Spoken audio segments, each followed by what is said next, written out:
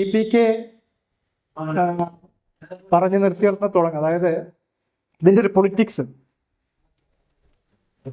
കേരളത്തിൽ പ്രാദേശിക വികസനത്തെ ആധാരമാക്കി ഒരു ക്യാമ്പയിനും പ്രവർത്തന പരിപാടിയും മുന്നോട്ട് കൊണ്ടുപോകേണ്ടതിൻ്റെ ആവശ്യകത എന്ന് പറയുന്നത് കേവലം ഒരു പരിഷത്തിൻ്റെ ആവശ്യമോ അല്ലെങ്കിൽ കേരളത്തിൻ്റെ പോലും ആ ഒരു ആവശ്യമല്ല. ഇന്നത്തെ ഒരു അഖിലേന്ത്യാ രാഷ്ട്രീയ സാഹചര്യത്തിൽ പ്രത്യേകിച്ച് അതിശക്തമായ വലതുപക്ഷ ആക്രമണം എല്ലാ തരത്തിലും, അത് രാഷ്ട്രീയത്തിലും സംസ്കാരത്തിലും വിദ്യാഭ്യാസത്തിലും വളരെ സംയോജിതമായിട്ട് സമഗ്രതയോടുകൂടി, നമ്മളിവിടെ സമഗ്രത പറയുമ്പോൾ ഈ ആക്രമണത്തിൻ്റെ സമഗ്രത വളരെ വലുതാണ്. ഒരു മേഖലയും വിടാതെ കേരളീയരുടെ ജീവിത പരിസരത്തെ ആകെ അലങ്കോലപ്പെടുത്തുന്ന ആക്രമണങ്ങൾ പുറമെ നിന്ന് അതോടൊപ്പം അതിനെ എന്താ പറയുക, അനുപൂരകമായ പ്രവർത്തനങ്ങൾ ഇവിടെ നിന്നും രണ്ടും കൂടി ചേർന്ന അതിസങ്കീർണമായ ഒരു പരിതോവസ്ഥയിലാണ് ഇപ്പോൾ നമ്മൾ ഉള്ളത്. അതിനെ നേരിടുക എന്ന് പറയുന്നതും കേരളത്തിലെ നേട്ടങ്ങൾ നിലനിർത്തുക എന്ന് പറയുന്നത്, മുന്നോട്ട് പോവുക എന്ന് പറയുന്നത് കുറച്ച് പ്രയാസകരം തന്നെയാണ്. നമ്മളത് എളുപ്പമാണെന്ന് കരുതേണ്ടതില്ല. വലിയ ഈ ഒരു രാഷ്ട്രീയ സാഹചര്യത്തെക്കുറിച്ചുള്ള വളരെ വ്യക്തമായ മനസ്സിലാക്കല്, പഠനം ഒക്കെ ആവശ്യം. അത് ഞാൻ ഇന്നത്തെ പരിപാടിയിൽ നമ്മളിവിടെ പറയുന്നില്ല. പക്ഷെ അതിൻ്റെ ഒരു അംശം ഇതിനകത്തുണ്ട്. അതെന്താ വെച്ചാൽ, നമുക്ക് നിൽക്കാനൊരു സ്ഥലമുണ്ട്. അതാണ് ഏറ്റവും പ്രധാനപ്പെട്ട സംഗതി. കേരളത്തിലെ ജനങ്ങൾക്ക്, കേരളത്തിലെ പുരോഗമന പ്രസ്ഥാനങ്ങൾക്ക് ഒരു ഇടമുണ്ട്. അതാണ് പ്രാദേശിക വികസനത്തിൻ്റെ തലം. കേരളത്തിലെ പഞ്ചായത്തുകൾ, നഗരസഭകൾ, കേരളത്തിലെ സംവിധാനം. ആ സംവിധാനത്തിൻ്റെ ഭാഗമായി വരുന്ന വിദ്യാഭ്യാസ, ആരോഗ്യ സംവിധാനങ്ങൾ, അങ്ങനെ ഒട്ടേറെ സംഗതികൾ, അതിൻ്റെ ഭാഗമായിട്ടുള്ള അതിൻ്റെ സംവിധാനം, അതിൻ്റെ കെട്ടിടവും ഉപകരണവും അല്ല ഞാൻ പറയുന്നത്, അതിൻ്റെ ആ ഒരു ആത്മാവ് എന്ന് പറയുന്ന സംഗതികളുണ്ടല്ലോ. അത്തരത്തിലുള്ള ഒരു ഇടം, ഒരു സ്പേസ് വേറെ എവിടെ ഇന്ത്യയിലില്ല. നമുക്ക് കേരളം വലിയ നേട്ടങ്ങൾ നേടിയിട്ടുള്ള സംസ്ഥാനമാണ്. ആ നേട്ടങ്ങൾ നേടിയത് കൊണ്ട് തന്നെ അത് നിലനിർത്തുക എന്നുള്ളത് വളരെ പ്രയാസമാണ്. ഇതാണല്ലോ ഇപ്പോൾ ഈ പറഞ്ഞതിന് ചുരുക്കം.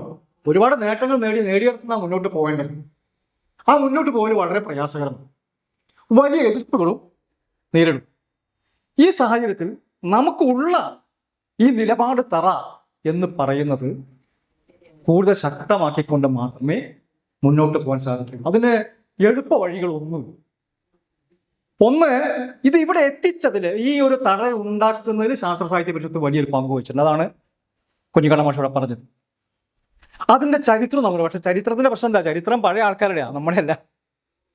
ആ ചരിത്രം സൃഷ്ടിച്ച പല ആൾക്കാരിപ്പോൾ ഒന്നുകിൽ ഇല്ലാതാവുകയോ അല്ലെങ്കിൽ അവർ നിഷ്ക്രമിക്കുകയോ ഒക്കെ ചെയ്തിട്ടുണ്ട് പലരും, അല്ലെങ്കിൽ ഇനി പ്രവർത്തന സജ്ജരാവാനുള്ള ശേഷി ഇല്ലാത്തവരെയാണ്. അപ്പോൾ പുതുചരിത്രം സൃഷ്ടിക്കുക തന്നെ വേണം. പുതിയ ചരിത്രം സൃഷ്ടിക്കണമെങ്കിൽ പഴയ ചരിത്രം പഠിക്കണം. ആ പഠിക്കലിൻ്റെ ഒരു അംശമാണ് ഇപ്പോൾ ഒരു ഭാഗമാണ്. ഇങ്ങനെ ചരിത്രം ഉണ്ട്. ഇതിൽ പറയാത്ത ഒരുപാട് കാര്യങ്ങളുണ്ട്.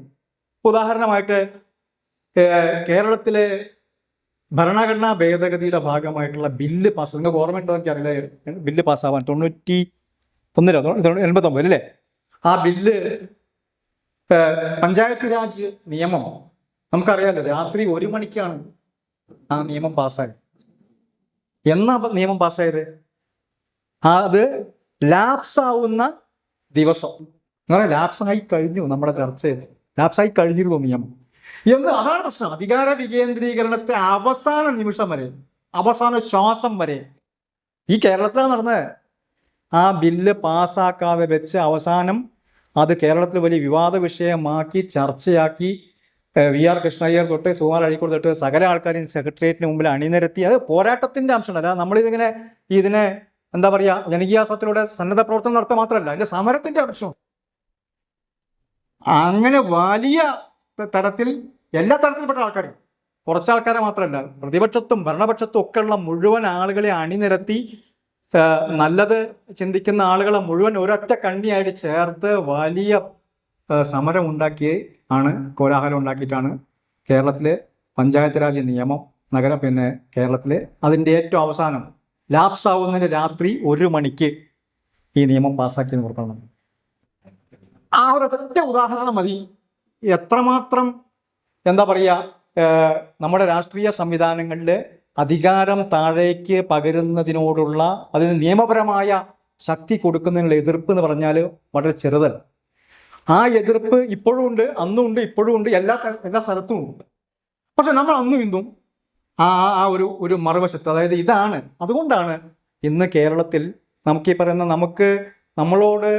കേരളത്തോട് അതിശക്തമായ എതിർപ്പുള്ള രാഷ്ട്രീയ പ്രസ്ഥാനം ഭരിക്കുമ്പോഴും കേരളത്തിൽ എല്ലാ ദിവസവും ഒരു 1-ാം സ്ഥാനം തരാതിരിക്കാൻ നിവൃത്തിയില്ലാത്ത രീതിയിൽ കേരളത്തിലെ എന്താ പറയുക പടർന്ന് പന്തലിച്ച ഒരു പ്രാദേശിക സംവിധാനം, അത് വിദ്യാഭ്യാസത്തിലുണ്ട്, ആരോഗ്യത്തിലുണ്ട്, ജീവിത ഗുണതയിലുണ്ട്, മറ്റൊട്ടേറെ കാര്യങ്ങളുണ്ട്. പക്ഷേ അത് ഇവിടെ നേരത്തെ പറഞ്ഞ പോലെ നിലനിൽക്കണമെന്ന് ഉറപ്പൊന്നുമില്ല. നിലനിൽക്കാതിരിക്കാനുള്ള സാധ്യതകൾ വളരെ വളരെ കൂടുതലുണ്ട്. ഏത് സംവിധാനവും ഒരു ഘട്ടം കഴിയുമ്പോൾ അതിൻ്റെ ഉള്ളിൽ നിന്ന് പൂതലിക്കാൻ തുടങ്ങും. അങ്ങനെ ഉള്ളിൽ നിന്ന് പൂതലിക്കുന്ന ഒരുപാട് സംഗതികൾ നിങ്ങൾക്കൊക്കെ ഓരോ ദിവസവും നിങ്ങൾക്ക് ഈ സംവിധാനമായിട്ട് ബന്ധപ്പെടുന്ന കാര്യങ്ങളിൽ ചെന്ന് അനുഭവപ്പെടുന്ന ആൾക്കാർക്ക് അതറിയാൻ പറ്റും. ആ പൂതലിപ്പിനെ തടയാൻ പെട്ടെന്ന് പറ്റില്ല, പക്ഷെ നമുക്ക് പുതുതായിട്ട് ഒരുപാട് തൈകൾ നടാൻ നമുക്ക് പറ്റും.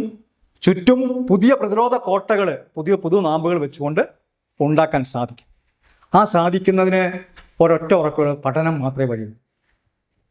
വളരെ ശക്തമായിട്ട് ഇന്നത്തെ ഈ സംവിധാനത്തെ പറ്റി പഠിക്കുക, പകരമായിട്ട് എന്ത് ചെയ്യാൻ പറ്റും എന്നുള്ളത് ആലോചിക്കുക. അങ്ങനെ ആലോചിച്ച കാര്യങ്ങൾ വളരെ ശക്തമായിട്ട് കമ്മ്യൂണിക്കേറ്റ് ചെയ്യുക എന്നുള്ള സംഗതിയാണ് ചെയ്യുന്നത്. കമ്മ്യൂണിക്കേഷനിൽ ഇപ്പോൾ നമ്മൾ മോശമാണ് എന്ന് പറയാതിരിക്കാൻ നിവൃത്തിയില്ല.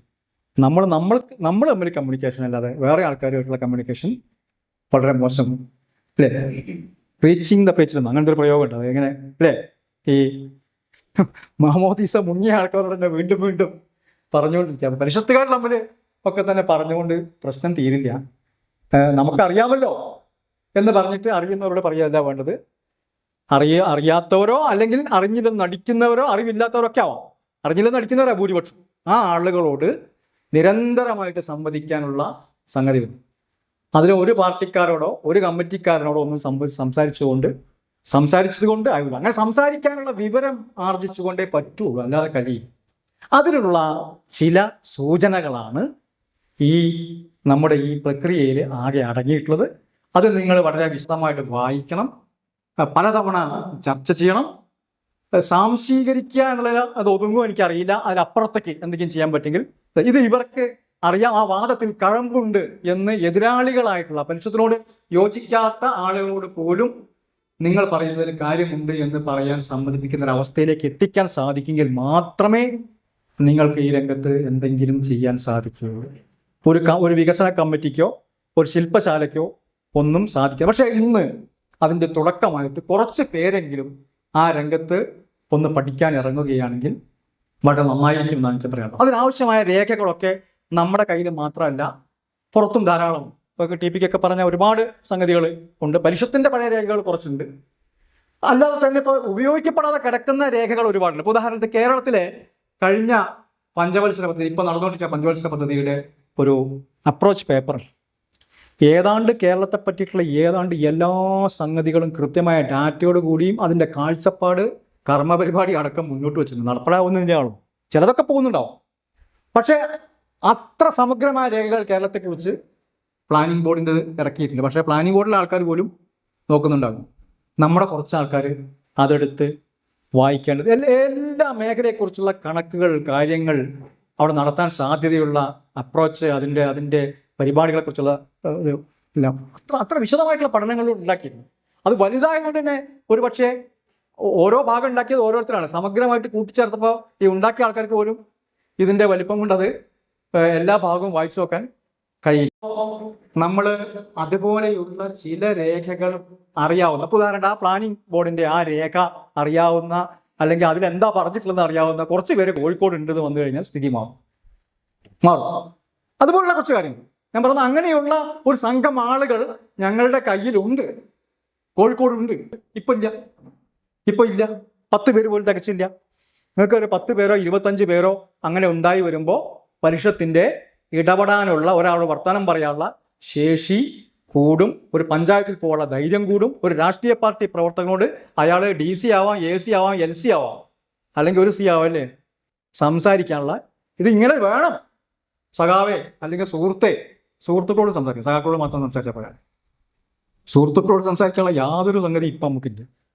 നമ്മൾ വളരെ കുറച്ച് ആൾക്കാരെ സംസാരിക്കുന്നു. അങ്ങനെ സംസാരിക്കാനുള്ള ശേഷി ആർജിക്കാനുള്ള സംഗതി, ഇതാണ് എനിക്ക് ആദ്യമായിട്ട് പറയുന്നത്. അങ്ങനെ ചെയ്യാനുള്ള ഒരു പശ്ചാത്തലം ഉണ്ട്. ആ പശ്ചാത്തലം എന്താ വെച്ചാൽ, ഇപ്പോൾ ഇവിടെ പറഞ്ഞ ഈ എന്തിനായിരുന്നു ജനകീയാസൂത്രണം മുന്നോട്ട് വെച്ച് ആ സംഗതി പ്രധാനമായിട്ട്, ആ ബസ് പോയി അതിൽ കയറാൻ പറ്റില്ല. ഉദാഹരണമായിട്ട് ഉൽപ്പാദന മേഖലയുടെ പുനരുദ്ധാരണമാണ് ഉദ്ദേശിച്ചത്. അതൊഴിച്ച് ബാക്കി ഒരുപാട് കാര്യം നടന്നു. ചിലതൊക്കെ നമ്മൾ ഉദ്ദേശിച്ചതിനെക്കാളും വളരെ വേഗത്തിൽ നടക്കുകയും വളരെ, ഇപ്പോൾ ഉദാഹരണമായിട്ട് കക്കൂസിൻ്റെ പ്രശ്നം എന്ന് പറയുന്നത് അന്ന് ഏറ്റവും വലിയ ഭീകരമായ, അന്നത്തെ റിപ്പോർട്ടുകൾ എടുത്ത് വായിച്ചു നോക്കും.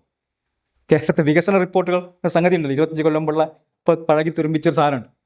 അതിനകത്ത് വിദ്യാഭ്യാസത്തെ പറ്റി ആരോഗ്യത്തെ പറ്റിയൊക്കെ പറഞ്ഞിട്ടുള്ള കാര്യം ഇപ്പോൾ വായിച്ചാൽ ചിരി വരും. കാരണം വളരെ വളരെ വളരെ അതായത് നമുക്ക് സ്വപ്നം കാണാൻ കഴിയാത്ത വിധത്തിൽ മുന്നോട്ട് പോയി.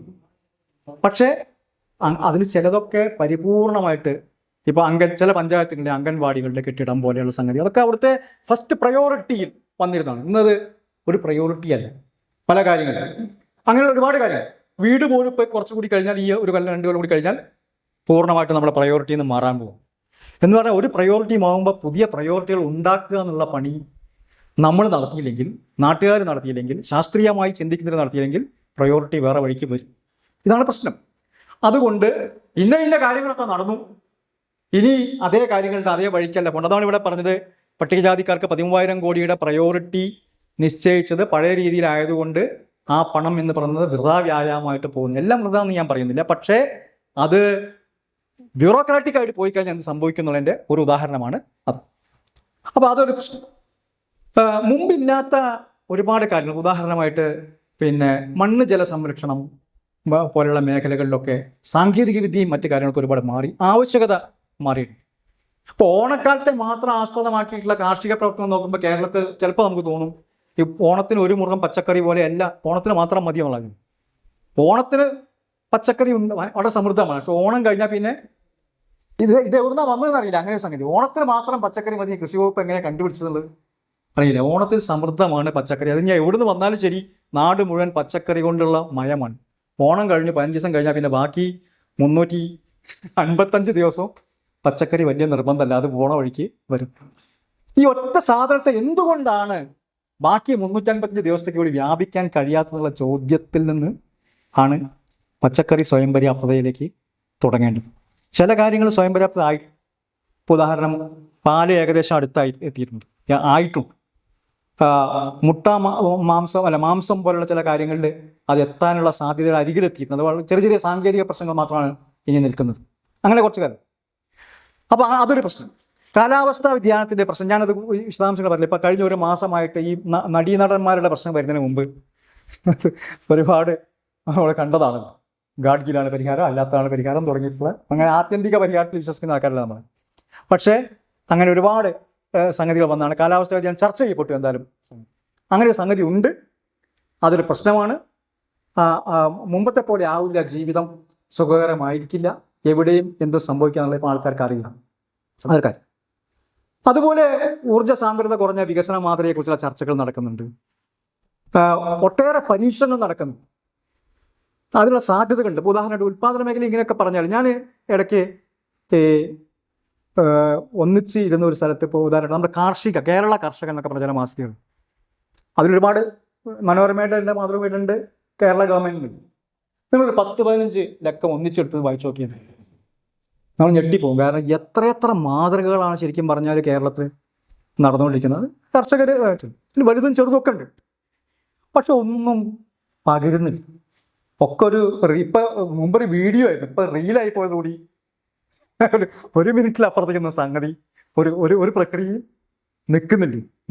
പിന്നെ ഇപ്പം ആൾക്കാർ ഇപ്പോൾ വീഡിയോ അല്ലേ, ഇപ്പോൾ 5 മിനിറ്റ് 10 മിനിറ്റുള്ള വീഡിയോയിലൊക്കെ ആയിരുന്നു മുമ്പ് കൃഷിയൊക്കെ നടന്നത്. ഇപ്പോൾ ചക്കൊക്കെ 1 മിനിറ്റ് പ്രോഗ്രാമിലേക്ക് സംഗതി മാറും. നിങ്ങൾക്ക് അതിൻ്റെ സാങ്കേതിക അതിൻ്റെ അപ്പുറത്തപ്പുറത്തൊന്നും നോക്കാൻ നിങ്ങൾക്ക് പറ്റുകയില്ല. പക്ഷേ എത്രയാണ്, നിങ്ങളൊരു 15 ലക്കം കേരള കർഷകനോ മറ്റോ എടുത്ത് വായിച്ചു നോക്കിക്കഴിഞ്ഞാൽ കേരളത്തിൽ നടക്കുന്ന ഈ കാർഷിക രംഗത്തെ പ്രവർത്തനങ്ങളുടെ ഒരു വൈപുല്യം വിദ്യാഭ്യാസ രംഗത്ത് അതുപോലെ ഉണ്ട് യഥാർത്ഥത്തിൽ. പക്ഷേ ഇങ്ങനെയുള്ള ഒരു മാസിക സംഗതി ഒന്നും ഇല്ലാത്തതുകൊണ്ട് നാട്ടുകാർ അറിയുന്നത് അതിൻ്റെ ഏറ്റവും മോശപ്പെട്ട മാതൃഭൂമി വേർഷനൊക്കെയാണ് പലപ്പോഴും. വേറെ ഒരു വേർഷനും ആളുകളുടെ കയ്യിൽ എത്തുന്നില്ലാണ്. ഞാൻ ഇന്നലെ ഒരു സുഹൃത്ത് എനിക്ക് അയച്ചു തന്നൊരു ഒരു വോയിസ് വന്നു. ഇപ്പോൾ അടുത്ത കാലത്ത് ജോലി കിട്ടിയ ഒരു മാഷക്ക്, അബ്ബാസ് അലി മാഷ് കണ്ടോ കേട്ടോ എനിക്കല്ല. അതായത് പഴയ ഒരു മാഷ് പറഞ്ഞു കൊടുക്കുകയാണ്, പണ്ട് DPP കാലത്ത് ഞങ്ങൾ നോട്ട് ബുക്കിൽ അക്ഷരം കണ്ടാൽ AEO BRC-കാരും വന്ന് ഞങ്ങളെ ശിക്ഷിക്കാൻ ഉടനെ റെക്കമെൻഡ് ചെയ്യുമായിരുന്നു. അക്ഷരം പഠിപ്പിക്കാൻ ഒരു കാരണവശാലും നിങ്ങൾ അക്ഷരം കണ്ടുപോകരുത്, കാണിച്ചു പോകരുത്. വളരെ വലിയ ശിക്ഷയായിരുന്നു ആ കാലത്തുണ്ടായിരുന്നു. ഞങ്ങളൊക്കെ വളരെ ഭയപ്പെട്ടാണ്, വളരെ ഒളിച്ചൊക്കെയാണ് ചിലപ്പോൾ അക്ഷരം എഴുതിയിരുന്നത്. ഒരു മാഷ് വളരെ ഇതായിട്ട് പറയാം, അത് കേട്ട പുതിയൊരു മാഷ് ഇത് സത്യത്തിൽ ഇത് ഇങ്ങനെ ആയിരുന്നോ എന്ന് ചോദിക്കുന്ന. കാരണം അറിയില്ലല്ലോ, DPP വളരെ ഭീകര രൂപമായിട്ട് നിൽക്കുകയാണ്, ഇപ്പോൾ ആകെ പൊളിച്ചൊരു സംഗതിയാണ്. അതുകൊണ്ട് അന്ന് എങ്ങനെയായിരുന്നില്ലേ, അതായത് അക്ഷരങ്ങളെങ്ങാനും അറിയാതെ നോട്ട് ബുക്കിൽ കണ്ടുപോയാൽ വലിയ ശിക്ഷ കിട്ടിയിരുന്നൊരു കാലമായിരുന്നു. അത് നോക്കി നടക്കായിരുന്നു AEOയുടെയും BRC കോർഡിനേറ്ററുടെയൊക്കെ പണി എന്നൊക്കെ ഉള്ളത് ഒരു മാഷോട് മറ്റൊരു മാഷ് പറഞ്ഞു കൊടുക്കുന്നത്. അതൊരു തമാശയാക്കി നമ്മൾ കരുതിയ തമാശയല്ല. ഞാൻ പറഞ്ഞത് ഇപ്പം എന്ത് പ്രചരിപ്പിക്കാം ആ രീതിയിലുള്ള ഇപ്പം ജനകീയ ആസൂത്രണത്തെ പറ്റി തന്നെ ഇപ്പം തന്നെ ഒരു പഞ്ചായത്ത് മെമ്പർ എന്താ പറയുന്നത് ഞാൻ അപ്പോൾ ആലോചിച്ചു. ഇതിങ്ങനെയാണെങ്കിൽ DPP പറ്റി ഇങ്ങനെ പറയുകയാണെങ്കിൽ ഇപ്പോഴത്തെ ഒരു പഞ്ചായത്ത് അംഗം അല്ലെങ്കിൽ പഞ്ചായത്തിലെ ഉദ്യോഗസ്ഥൻ എന്തായിരിക്കും അന്നത്തെ കാലത്തെ പറ്റി പറഞ്ഞിട്ടുണ്ടാവുക എന്നാലോചിച്ചാൽ അത് ഇത്രയും വിവാദ വിഷയവും തർക്ക വിഷയവും ഒന്നും അല്ലാത്തത് കൊണ്ട് ഒരു പക്ഷേ അങ്ങനെ ഉണ്ടാവില്ല. കുറേയൊക്കെ വേണമെങ്കിൽ അത് വലിയൊരു വിഷയമായിട്ട് ഇപ്പോൾ ഉയർന്നു വരുന്നുമില്ല, അതുകൊണ്ടൊരു പക്ഷേ അങ്ങനെ പറയുന്നുണ്ടാകും. പക്ഷേ ആ കാലത്ത് ഇങ്ങനെയുള്ള ഈ പരീക്ഷണങ്ങൾ ഞാൻ പറഞ്ഞു വന്നതാണ്. ഇത്തരത്തിലുള്ള ഒരുപാട് സംഗതി നടക്കുന്നുണ്ട്. ഈ നടക്കുന്ന കാര്യങ്ങൾ ഏതെങ്കിലും ഒരു സ്ഥലത്ത് ഒന്നിച്ച് ഈ മികച്ച മാതൃകകളുടെ ഒരു 10 മാതൃക കൃഷിയിലാവാം, വിദ്യാഭ്യാസത്തിലാവാം, ആരോഗ്യത്തിലാവാം, അത് ഒരു സ്ഥലത്ത് ചെയ്യാനുള്ള സാധ്യതയുണ്ടല്ലോ. അല്ലെങ്കിൽ 1-2 സ്ഥലത്ത് ഒന്ന് മികച്ച മാതൃകയ്ക്ക് കാശൊന്നും വേണ്ട, ആശയവും ആളും ആണ് അധികം വേണ്ടത്. കാശ് പിന്നെ വരും, പിറകെ വരും. അങ്ങനെ ആ ആശയം അവതരിപ്പിക്കാൻ സാധ്യത ഒന്നും വേണ്ട. IRTCയുടെ കാര്യം ഇവിടെ പറഞ്ഞു. IRTCയിൽ ഒരുപാട് സംഗതി യഥാർത്ഥത്തിൽ ഉണ്ട്.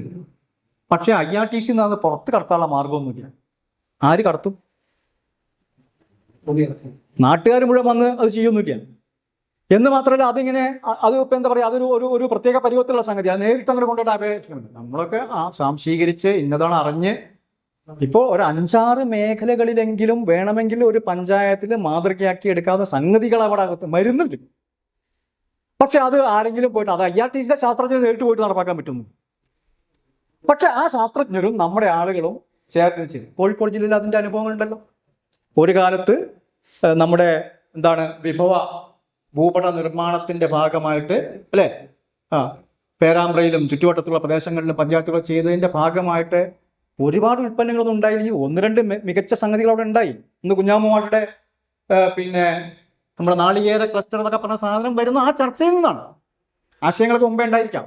പക്ഷേ വിഭവ ഭൂപട നിർമ്മാണവുമായിട്ട് ബന്ധപ്പെട്ട ചർച്ചയിൽ നിന്നാണ് ആ പഞ്ചായത്തുകളിൽ ഒരു വലിയ ക്ലസ്റ്റർ ആയിട്ട് നാളികേര ഉൽപ്പന്നങ്ങൾ ഒന്നിച്ചു കൊണ്ടുവരുന്നത്, അത് ഉൽപ്പാദിപ്പിക്കുന്നതിനെ കുറിച്ചോ അതിൻ്റെ കർഷകർക്ക് സംരക്ഷിക്കുന്നതിന് അതിൻ്റെ ഇപ്പോഴത്തെ സ്ഥിതി എന്താണെന്ന് എനിക്കറിയില്ല. എങ്കിൽ പോലും ഒരു വലിയ ആശയം പ്രായോഗികമാക്കുന്നതിൽ ആ സാങ്കേതിക വിദ്യയ്ക്ക് അതുമായിട്ട് ബന്ധപ്പെട്ടാണ് വികസന ചർച്ചകൾക്ക് വലിയ പങ്കുണ്ടായിരുന്നു. അതിനുള്ള സാധ്യതയുണ്ട്. വിദ്യാഭ്യാസത്തിൽ ഇപ്പോൾ വലിയ ചർച്ച നടക്കുകയാണ്. ആ ചർച്ചയെ നമ്മൾ ഗുണകരമായിട്ട് ഇങ്ങോട്ട് പരിവർത്തിപ്പിക്കാൻ നമുക്ക് സാധിക്കുന്നത്. വിവാദ വിഷയത്തെക്കാൾ ഉപരിയായിട്ട് ഇപ്പോൾ നടക്കുന്ന ഗുണതയെക്കുറിച്ചുള്ള ചർച്ച, എന്താണ് ഗുണത എന്നുള്ളത് നമ്മൾ പരിഷത്തും നമ്മളൊപ്പം നിൽക്കുന്ന ആളുകളും പരിഷത്തല്ലാന്ന് ഇവിടെ പറഞ്ഞിട്ടുള്ള ആളുകളൊക്കെ ഗുണതയ്ക്ക് എന്തായാലും അതിൻ്റെ കൂടെ നിൽക്കുന്ന ആളുകളാണ്. അപ്പോൾ ആ ഗുണത എന്താണ് എന്നുള്ളത് നമുക്ക് കാണിച്ചു കൊടുക്കാനുള്ള സാധ്യതയുണ്ട്. അപ്പോൾ ഞാൻ പറഞ്ഞു വന്നത്, നമ്മൾ എത്തി നിൽക്കുന്നത് മോശം സ്ഥലത്തല്ല. ലിംഗനീതിയുടെ കാര്യത്തിലുള്ള വലിയ അനുഭവങ്ങൾ അല്ലെങ്കിൽ അത് വ്യാപിപ്പിക്കാനുള്ള സാധ്യതകൾ പരിഷത്തിൻ്റെ ജെൻഡർ അനുഭവങ്ങളുണ്ട്. പൊതുജനാരോഗ്യം വേണമെങ്കിൽ താഴെ തട്ട് വരെ കൊണ്ടുപോകാനുള്ള വലിയ സാധ്യതകൾ ഉണ്ട്. രോഗാതുരതയോട് ബന്ധപ്പെട്ട് ഈ അടുത്ത കാലത്ത് വരുന്ന വലിയ വെല്ലുവിളികളെ നേരിടാനുള്ള ആന്തരികമായ കരുത്ത് നമ്മുടെ സംവിധാനത്തിനുണ്ട്. ഇങ്ങനെ നോക്കിക്കഴിഞ്ഞാൽ പുതിയ പ്രശ്നങ്ങൾ വരുന്നത് വളരെ ഉയർന്ന തൊഴിലില്ലായ്മ ചെറുപ്പക്കാർക്കിടയിൽ. അവർ വേറെ പല പണിക്കും പോകുന്നതുകൊണ്ട് അത് അറിയുന്നില്ല. പലരും ഈ ബൈക്കിൻ്റെ മുകളിൽ സ്വിഗ്ഗികൾ ആയിട്ട് നടക്കുന്നതുകൊണ്ട് വിവരം അറിയുന്നില്ല. പക്ഷേ യഥാർത്ഥത്തിലുള്ള പ്രതിസന്ധികൾ വരാനിരിക്കുന്നു. പക്ഷെ ഇപ്പം അതിൻ്റെ കൂടെ വന്നിട്ടുള്ള ഈ കുടിയേറ്റം പോലെയുള്ള, പ്രത്യേകിച്ച് കുടിയേറ്റം എന്ന് പറഞ്ഞാൽ പണ്ട് കഴിഞ്ഞൊരു 10-40 കൊല്ലമായിട്ട് നമ്മൾ ചർച്ച ചെയ്യുന്നത് ഗൾഫിലേക്കൊക്കെയുള്ള ആളുകളുടെ കുടിയേറ്റം. ഇപ്പം അങ്ങനെയല്ല. 17 വയസ്സായ ആളുകളുടെ കുടിയേറ്റം എന്ന് പറയുന്നത് യാഥാർത്ഥ്യമാണ്. അതിൻ്റെ പിന്നിൽ സാമ്പത്തികവും മനഃശാസ്ത്രപരവും കേരളീയവും ഒക്കെ ആയിട്ടുള്ള ഒരുപാട് കാരണങ്ങളുണ്ട്. കാരണങ്ങൾ എന്തായാലും അത് ഉണ്ടാക്കാൻ പോകുന്ന പ്രതിസന്ധികൾ എന്ന് പറയുന്നതും നേട്ടങ്ങളും ഉണ്ടാവാം, വലിയ പ്രതിസന്ധികളും ഉണ്ടാവും. അത് ഇപ്പോൾ സ്വാശ്രയ വിദ്യാഭ്യാസം പോലുള്ള സാധനം വന്നപ്പോൾ നമ്മൾ പറഞ്ഞതാണ്, ഇന്ന പ്രതിസന്ധി ഉണ്ടാകുമ്പോൾ. ഇതിൽ അതുപോലെ അതിനേക്കാൾ ഭീകരമായ സാമ്പത്തികം ഒക്കെ ഇൻവോൾവ് ചെയ്ത സംഗതി ആയതുകൊണ്ട് പലതരം പ്രതിസന്ധികളുണ്ട്. എന്ന് മാത്രമല്ല കേരളത്തിൽ നിങ്ങൾക്കെല്ലാം നിങ്ങളുടെ ഗ്രൂപ്പ് ചർച്ചകളൊക്കെ അത് വരട്ടെ, ഞാൻ അതിലേക്ക് വിശദാംശങ്ങളിലേക്ക് പോകുന്നു. ചുരുക്കി പറഞ്ഞാൽ അത്തരം ഒരു പശ്ചാത്തലം, പരിമിതികളുടെ ഒക്കെ ഒരു വലിയ സംഗതി ഉണ്ട്. പക്ഷേ സാധ്യതകൾ അല്ലെങ്കിൽ നമ്മൾ ആലോചിക്കേണ്ട അല്ലെങ്കിൽ പ്രസക്തമായ ഒട്ടേറെ പുതിയ സാമൂഹ്യ രാഷ്ട്രീയ സാഹചര്യങ്ങൾ ഉയർന്നു വന്നിരിക്കുന്നു എന്ന് പറയാനാണ് ഞാൻ ഇത്രയും കാര്യങ്ങൾ പറഞ്ഞത്. ഇനി ഞാൻ പെട്ടെന്ന് പറഞ്ഞു പോകുന്ന ഒരു കാര്യം എന്താ വെച്ചാൽ, എന്തൊക്കെയാണ് നമ്മൾ ആലോചിക്കുന്നത്. ഒന്ന്, പഞ്ചായത്തുമായിട്ട് ബന്ധപ്പെട്ട പ്രധാനപ്പെട്ട പ്രശ്നങ്ങൾ എന്തൊക്കെയാണ് വെറുതെ ഒറ്റ വാക്കുകൾ പറയാം. ഒന്ന്, തുടർച്ച കുറവ്. ഇതാണ് പ്രധാന പ്രശ്നം. തുടർച്ചയ്ക്ക് വളരെ പരിമിതി. പരിഷത്ത് പോലെയാണ് പഞ്ചായത്ത്. ഒരു 2 കൊല്ലം കൂടുമ്പോൾ ഭാരവാഹികൾ ഞാൻ പറഞ്ഞ ഞാൻ മാഷിച്ച് അറിയില്ല പറഞ്ഞ മാതിരി 2 കൊല്ലം കൂടുമ്പോൾ പരിഷത്ത് ആൾക്കാർ മാറുന്ന പോലെ 5 കൊല്ലം കൂടുമ്പോൾ പഞ്ചായത്തും മാറും, പഞ്ചായത്തിൻ്റെ പരിപാടി മാറും, അതിനിടയ്ക്ക് കേരളത്തിലെ ഭരണവും മാറും. അപ്പോൾ അതിൻ്റെ ഭാഗമായിട്ട് അതിൻ്റെ എല്ലാം മാറും എന്ന് പറഞ്ഞാൽ ഒരു തുടർച്ചയുള്ള സംവിധാനമായിട്ട് ഒരു തലത്തിൽ നിൽക്കുന്നുണ്ടെങ്കിലും പ്രവർത്തനങ്ങളുടെ രീതി ഇതെടുത്താൽ ഒരു പ്രദേശത്തെ സമഗ്രമായി വികസിപ്പിച്ച് ഒരു കാഴ്ചപ്പാടിൻ്റെ അടുത്ത് കൊണ്ടുപോകുന്ന സംഗതി എടുത്താൽ പഞ്ചായത്തിന് ഒരു തുടർച്ചയും. ഇതെങ്ങനെയാണ് ഉണ്ടാക്കുക? അത് നിയമപരമായിട്ട് ഉണ്ടാക്കേണ്ട സംഗതിയാണ്. അതവിടെ എന്താ പറയുക, രാഷ്ട്രീയമായ ഒരു സമവായത്തിലൂടെയും അതുപോലെ തന്നെ ജനങ്ങളുടെ അവിടുത്തെ പൗരസമൂഹത്തിൻ്റെ ഇടപെടലിലൂടെയും ഉണ്ടായി വരേണ്ട തുടർച്ചയാണ്. അതൊരു പ്രശ്നമാണ്. ഭരണസമിതിക്ക് മാറ്റം ഉണ്ടാവും. ആ മാറ്റം ഒരേ പാർട്ടിയുടെ ഭരണസമിതി 2 പ്രാവശ്യം വന്നു കഴിഞ്ഞാൽ 2 തരത്തിലുള്ള സമീപനങ്ങളാണ് ചിലപ്പോൾ എടുക്കുക. ഇതിനെങ്ങനെയാണ് പരിഹാരം കാണുന്നത്? ഇതിലേക്ക് ഉടനെ പരിഹാരം കാണുന്നില്ല. പക്ഷേ ഇങ്ങനൊരു പ്രശ്നമുണ്ട് എന്നറിഞ്ഞാൽ നമുക്ക് അതിനോടെടുക്കുന്ന സമീപനത്തെക്കുറിച്ച് കുറച്ചുകൂടി ചിന്തിക്കുന്നു. ഇവിടെ നടക്കുന്ന വികസനത്തിൻ്റെ പ്രസക്തി ഉൾക്കൊള്ളുന്ന ഒരു സിവിൽ സമൂഹം ജനകീയാസ്ത്ര കാലത്താണ് ഏറ്റവും അവസാനമായിട്ട് അങ്ങനെ സിവിൽ സമൂഹത്തിൻ്റെ ആ സിവിൽ സമൂഹത്തെ കുറേശ്ശെയായിട്ട് പിരിച്ചു കളഞ്ഞു. അത് പിന്നെ അങ്ങോട്ട് ആരെയും അടുപ്പിച്ചിട്ടില്ല. അങ്ങനെ ഒരു സിവിൽ സമൂഹം ഉണ്ടായിരുന്നു. വലിയ പ്രതീക്ഷ വെച്ചാൽ അവരുടെ പ്രതീക്ഷ കുറച്ച് കൂടുതലായിരുന്നു. അത് പിന്നെ ഒരു വ്യവസ്ഥയിൽ വരുമ്പോൾ വ്യവസ്ഥാപിതമായ ഒരു സംവിധാനം പോകുമ്പോൾ ചില അനൗപചാരികം പോലെ ആവില്ല. ഇവർക്കൊത് അനൗപചാരികമായിട്ട് നടക്കണം എന്നുള്ള ആവശ്യം, അനൗപചാരികം നടക്കില്ല. പക്ഷെ വ്യവസ്ഥാപിതമായത് വേറെ ചിലത്. ഇത്തരം കാര്യങ്ങൾ വ്യവസ്ഥാപിതമായില്ല, വ്യവസ്ഥാപിതമാവാൻ പാടില്ലാത്ത ചിലത് വ്യവസ്ഥാപിതമായിട്ട് അത് ഫലത്തിൽ വരികയും ചെയ്തു. അതുകൊണ്ട് ഒരു സിവിൽ സമൂഹം, അതായത് ഈ പഞ്ചായത്തുകളുടെ പ്രാദേശിക വികസനത്തിന്റെ അർത്ഥവും സാധ്യതകളും അത് പോരാട്ടമായി കാണുന്ന ഒരു സിവിൽ സമൂഹത്തിന്റെ അവിടെ രാഷ്ട്രീയത്തിനൊക്കെ നമ്മൾ രാഷ്ട്രീയത്തിന് അതീതമായി എന്ന് പറഞ്ഞാൽ ഒരു പ്രയാസം. രാഷ്ട്രീയത്തോട് കൂടിയാണ്, രാഷ്ട്രീയം അറിയുന്ന ഒരു സിവിൽ സമൂഹം അവിടെ ഉണ്ടാവണം. അങ്ങനെയുള്ള അതിൻ്റെ ഒരു പരിമിതി, അത് വളരെ പരിമിതമാണ് എന്നുള്ളതാണ് പ്രശ്നം.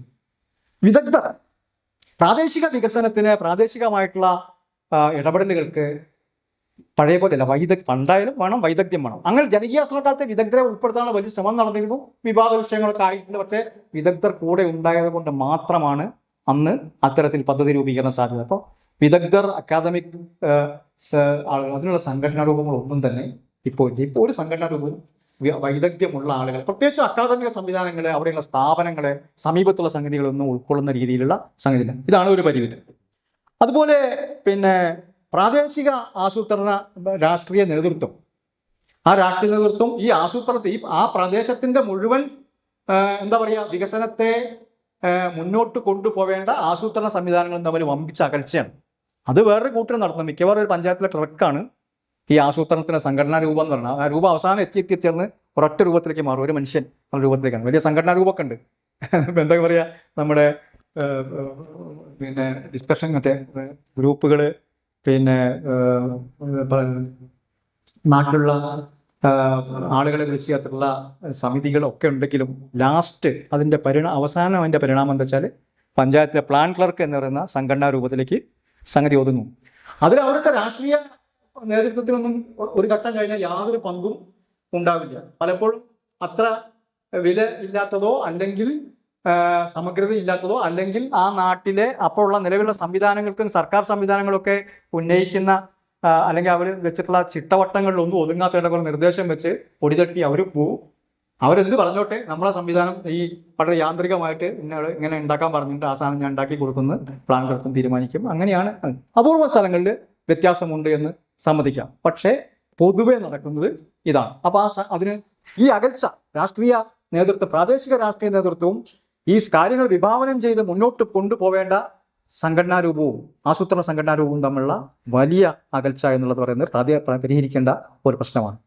വളരെ യാന്ത്രിക പ്രക്രിയ, ശരിക്കും പറഞ്ഞാൽ ഇതൊരു സർഗാത്മക പ്രക്രിയയാണ് അല്ലേ? ഒരു പ്രദേശത്തിൻ്റെ ഒരു 10, 15, 25 വർഷത്തെ പ്ലാൻ ഉണ്ടാക്കിയെടുക്കുക എന്ന് പറയുന്നത് സർഗാത്മകത ആവശ്യമായ ഒരു പണിയാണ്. ഇന്ന് ഒട്ടും സർഗാത്മകത വേണ്ടാത്ത ഒരു പണിയാണ്, ഫോറം പൂരിപ്പിക്കുന്ന പണിയായിട്ട് അത് മാറിയിട്ടുണ്ട്. അതാണ് സന്തോഷകരമായിട്ടുള്ള പണി എന്നുള്ളത്, സന്തോഷമുള്ള പണി എന്നുള്ളത് ആളുകൾ തീരുമാനമാക്കുന്നത്. അപ്പോൾ ആ ഒരു പ്രശ്നം എങ്ങനെയാണ് അതിനൊരു സർഗാത്മക പ്രവർത്തനം രാഷ്ട്രീയ പ്രവർത്തനമാക്കി മാറ്റുക എന്നുള്ള ഇതെല്ലാം ഉണ്ട് എന്ന് അറിയാൻ പറ്റില്ല. അത് ഉടനെ നമുക്ക് മാറ്റി തടയാം എന്നുള്ള നിലയ്ക്കല്ല ഞാൻ പറഞ്ഞത്. പക്ഷേ പരിഷത്തിന്റെ ഒരു 50 100 പ്രവർത്തകരുടെ തല ഇതിനകത്ത് കൊടുത്തു കഴിഞ്ഞാൽ സ്ഥിതിക്ക് മാറ്റം വരും, സംശയമൊന്നും വേണ്ട. നമ്മുടെ പ്രാദേശിക പ്രവർത്തകരായിട്ടുള്ള പരിഷത്തുകാരല്ലേ, പരിഷത്തിനോട് അനുഭവമുള്ളവരും ഇത്തരം കാര്യങ്ങളിൽ വേവലാതിയുള്ളവരായിട്ടുള്ള കുറച്ച് പേരെ ഉൾച്ചേർക്കാൻ കഴിഞ്ഞാൽ സർഗാത്മകത വരും. ഇന്ന് അതിനുള്ള ഇടമില്ല. ആ ഇടം എങ്ങനെ ഉണ്ടാക്കിയെടുക്കുക എന്നുള്ള ആലോചനയാണ് നമ്മുടെ ശില്പശാലയുടെ പ്രധാനപ്പെട്ട. പിന്നെ ഓരോന്നായിട്ട് പറയാവുന്ന വെച്ചാൽ വാർഡ് തല വിഭജനം എന്നൊക്കെ എല്ലാവർക്കും അറിയാം. അതാണ് ഇതിൻ്റെ ഏറ്റവും വലിയ പ്രശ്നം, ഈ ഫണ്ടിൻ്റെ വാർഡ് തല വിഭജനം എന്ന് പറയുന്ന പ്രശ്നങ്ങൾ. പ്രാദേശിക വേദികൾ വേറെ ഒന്നുമില്ലാത്ത സംഗതി. വിഭജന താല്പര്യം എന്ന് പറയുന്നത് പണ്ടത്തെക്കാൾ വളരെ രൂക്ഷമാണിപ്പോൾ. അതായത് പ്രത്യേകിച്ചും രാഷ്ട്രീയത്തിൻ്റെ പേരിൽ മാത്രമല്ല, വ്യത്യസ്തമായിട്ടുള്ള രീതിയിലുള്ള സംഗതി പ്രാദേശിക സംവിധാനങ്ങളിൽ ഇപ്പോൾ ഉണ്ട്. അതായത് ഡിവിസീവ് എന്ന് പറയാവുന്ന ഒരുപാട് തരം ഫോഴ്സസ് വർക്ക് ചെയ്യുന്ന സ്ഥലമായിട്ട്, പല താല്പര്യ കക്ഷികളുള്ള സ്ഥലമായിട്ട് ഇന്ന് അതിശക്തമാണ് പഞ്ചായത്തിനുള്ളതുകൊണ്ട്. കാരണം എത്ര കോടി ഉറുപ്പിക മാഷെ ഒരു കൊല്ലം 30-40 കോടി ഉറുപ്പിക ഒരു സാമാന്യം ഒരു പഞ്ചായത്ത് കൂടെ കടന്നു പോവുക. അത് തന്നെ കുടുംബശ്രീ പോലുള്ള വലിയ ഗ്രൂപ്പുകളിലുള്ള സാമ്പത്തികം ഒക്കെ ഉൾപ്പെടെ വരുമ്പോൾ ക്രോസ് ഇടപെടുന്ന ഒരു സ്ഥലമായതുകൊണ്ട് അതുമായിട്ട് ബന്ധപ്പെട്ട ഉൾപ്പെടെയുള്ള താല്പര്യ ഗ്രൂപ്പുകളുള്ള സ്ഥലമാണ് ഇന്ന് പഞ്ചായത്തിൽ. അതുപോലെ വേറെ ഒരു പ്രധാനപ്പെട്ട പ്രശ്നം എന്ന് പറയുന്നത് നമ്മളത്ര വേണ്ടത്ര ഗൗരവം കൊടുക്കാത്തൊരു കാര്യം കേരളത്തിലെ നഗരവൽക്കരണം. മാഷത് പറഞ്ഞു, ഇടത്തരക്കാർ വർദ്ധിക്കുന്നത് നഗരവൽക്കരണം തമ്മിൽ വലിയ ബന്ധമുണ്ട്. കേരളത്തിലെ 1/3 ഭാഗം ഇന്ന് നഗരമാണ്. കേരളം യഥാർത്ഥത്തിൽ നമ്മൾ സസ്യശ്യാമള കോമളം നമ്മളിങ്ങനെ പറഞ്ഞു വന്ന് നമ്മളെല്ലാം എന്തോ ഒരു ചുറ്റും പച്ചപ്പാണെന്നൊരു സത്യമാണ്. പക്ഷേ ഈ പച്ചപ്പിനിടയിൽ ഒരു വൻ നഗരമാണുള്ളത് എന്നുള്ള സംഗതി. നഗരത്തിൻ്റെയും ഗ്രാമത്തിൻ്റെയും വ്യത്യാസം വളരെ കഴിഞ്ഞ 20-25 വർഷക്കാലം കൊണ്ട് വമ്പിച്ച തോതിലുള്ള മാറ്റമാണ്. അത് ഇപ്പം നമ്മൾ ഗ്രാഗരം എന്ന് കഴിഞ്ഞ ഒരു 50 ആണെങ്കിൽ നമ്മൾ ഗ്രാഗരത്തിൽ നിന്ന് വിട്ടു, ഇപ്പം ഗരം തന്നെയായി. കുറഞ്ഞു വന്നു. അല്ലെങ്കിൽ ഇനിയിപ്പോൾ കാഴ്ചയിൽ ഗ്രാമമാണെങ്കിലും നഗരത്തിൻ്റെ എല്ലാ ഫെസിലിറ്റിയും അവൈലബിൾ ആയിട്ടുള്ള, നഗര മനസ്സുള്ള, നഗരത്തിൻ്റെ എല്ലാ സൗകര്യങ്ങളുമുള്ള, പ്രത്യേകിച്ച് ഇൻ്റർനെറ്റിൻ്റെയും മറ്റുമൊക്കെ വരവോടുകൂടി, പ്രത്യേകിച്ചും ഈ എല്ലാ സാധനങ്ങളും വീട്ടിൽ പാക്കറ്റായി എത്തുന്ന കാലം വന്നതുകൂടി അങ്ങനെ ഒട്ടേറെ കാര്യങ്ങളിൽ, വാഹനങ്ങളുടെ പെരുപ്പത്തിൻ്റെ കാര്യം, അങ്ങനെ അടുത്ത് ഒരു നഗരമാണ്. കുറച്ച് ഇതിൻ്റെ നമ്മുടെ ഹാബിറ്റാറ്റ് പ്രശ്നം മാത്രമേ ഉള്ളൂ. അവിടെയും ഇവിടെയാണ് വീടുകൾ, എല്ലാവർക്കും വേലിയും മതിലും കിണറും ഉണ്ട് എന്നുള്ള ഒഴിച്ചാൽ ബാക്കിയൊക്കെ നഗരമാണ്. ഇനി കുറച്ച് ഭാഗമേ അങ്ങനെ ബാക്കിയുള്ളൂ. ഒരു നിവൃത്തിയില്ലാത്തതുകൊണ്ട് കുറേ സ്ഥലങ്ങൾ ബാക്കിയുണ്ട്. നിവൃത്തി ഉണ്ടെങ്കിൽ അവിടെ എന്ന് പറഞ്ഞാൽ ഇതുണ്ടാക്കുന്ന സാമൂഹ്യവും സാംസ്കാരികവും സാമ്പത്തികവും ഒക്കെ ആയിട്ടുള്ള പ്രശ്നങ്ങളെ അങ്ങനെ കണക്കിലെടുത്തിട്ടുള്ള ഒരു കാഴ്ചപ്പാടോടു കൂടിയല്ല പ്രാദേശിക വികസന പരിപാടികളൊന്നും ഇന്നുണ്ടാകുന്നത്. അപ്പം അതിൻ്റെ ഒരു പ്രശ്നവും നഗരവൽക്കരണം, അതിൻ്റെ തന്ത്രങ്ങളും ഒക്കെ രീതികളൊക്കെ മാറ്റേണ്ട സമയം ആയിട്ടുണ്ട്. ജനകീയാസനം തുടങ്ങിയ കാലത്ത് ഏറ്റവും പ്രധാനപ്പെട്ട കാര്യം, നിങ്ങൾ ഏത് പദ്ധതി ഉണ്ടാക്കുമ്പോഴും അതിനൊരു പരിസ്ഥിതി ഘടകത്തെ പറ്റി എഴുതണ കാര്യം. അതന്ന് നമ്മളെ യാന്ത്രികമായിട്ട് അന്ന് എഴുതി.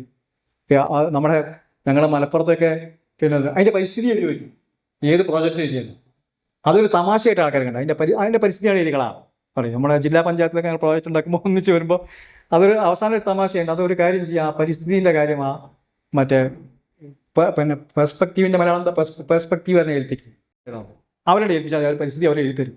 അങ്ങനെ എഴുതി കഴിഞ്ഞാൽ സംഗതി തീർന്നു. അല്ലെങ്കിൽ ആ സ്ഥലത്തെ പഞ്ചായത്ത് ഗുലാത്തി, ജില്ലാ ഗുലാത്തി എന്നൊക്കെ പറഞ്ഞാൽ കുറേ ഗുലാത്തികളുണ്ടായിരുന്നു. ഏതെങ്കിലും ഒരു ഗുലാത്തി ഏൽപ്പിച്ചാൽ മൂപ്പര് ഇത് എഴുതിക്കോളും. അത് എഴുതി കഴിഞ്ഞാൽ പരിപാടി തീർന്നു എന്നുള്ള സംഗതിയാണ് പരിസ്ഥിതി.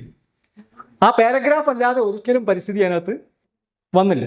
പക്ഷെ പിൽക്കാലത്ത് പല കഴിഞ്ഞ 10-25 വർഷങ്ങൾക്കിടയിൽ ചില പ്രദേശങ്ങളിൽ വലിയ തോതിൽ ഇടപെടലുണ്ടായ ചില സംഗതികൾ ഉണ്ടായിട്ടുണ്ട് എന്നുള്ളത് ഞാൻ എൻ്റെ വിശദാംശങ്ങളിലേക്ക് പോകുന്നില്ല. പക്ഷെ മൊത്തത്തിൽ പരിസ്ഥിതി, മണ്ണ് ജല സംരക്ഷണം, ജൈവ വൈവിധ്യ സംരക്ഷണം എന്നൊക്കെ പറഞ്ഞത് വളരെ യാന്ത്രികമായ സംഗതികളായിട്ടുമാണ്. ഇതൊക്കെ വളരെ ഉദാത്തമായി തുടങ്ങിയിട്ടുള്ള ജൈവ വൈവിധ്യ രജിസ്റ്റർ പോലുള്ള സംഗതികൾ പോലും ഏതാനും പഞ്ചായത്തുകൾ ഒഴിച്ച ബാക്കിയുള്ള സ്ഥലത്തൊക്കെ അതിൻ്റെ ഒരു പ്രോജക്റ്റിൻ്റെ കാശ് വാങ്ങിച്ച് കുറച്ച് ആൾക്കാർക്ക് കൊടുക്കാനൊക്കെ ഉള്ള പണിയായിട്ടും പഞ്ചായത്തിൽ പൂട്ടിയൊക്കെയുള്ള സംഗതിയായിട്ടും അല്ലാതെ ജനങ്ങളിലേക്ക് ആ സംഗതി എത്തിക്കും എന്ന് പറയുന്നത് എന്ത് സംഗതിയും അവിടെ എത്തുമ്പോഴേക്ക് ഒടിഞ്ഞു മടങ്ങി പോകാനുള്ള ഒരു സാധ്യത ഉണ്ട്. അവിടെ എന്താ കാര്യം, അതിൻ്റെ പിന്നിൽ അതിനെ സപ്പോർട്ട് ചെയ്യാവുന്ന സിവിൽ സമൂഹമോ വിദഗ്ധരുടെ കൂട്ടായ്മയോ ഒരു അത് തുടർച്ചയായി നടത്താൻ ആവശ്യമായിട്ടുള്ള സപ്പോർട്ട് സംവിധാനങ്ങളോ ഒന്നുമില്ലാതെ യാന്ത്രികമായി കാര്യങ്ങൾ നടക്കുന്ന സമയത്ത് സമഗ്രമായിട്ടുള്ള നദീതട സമീപനമുള്ള എത്രയോ പുഴകൾ, ചെറുപുഴകൾ വലിയ തോതിൽ നാശോന്മുഖമായിക്കൊണ്ടിരിക്കുന്ന സ്ഥലം. വൻകിട നദികളിൽ ഇപ്പോൾ നമുക്ക് പെട്ടെന്ന് ചെയ്യാൻ പറ്റിക്കൊള്ളുന്നില്ല. പക്ഷേ 2 പഞ്ചായത്തോ 3 പഞ്ചായത്തിലേക്ക് ഒഴുകുന്ന പുഴകൾ എത്രയുണ്ട് കേരളത്തിൽ. പക്ഷേ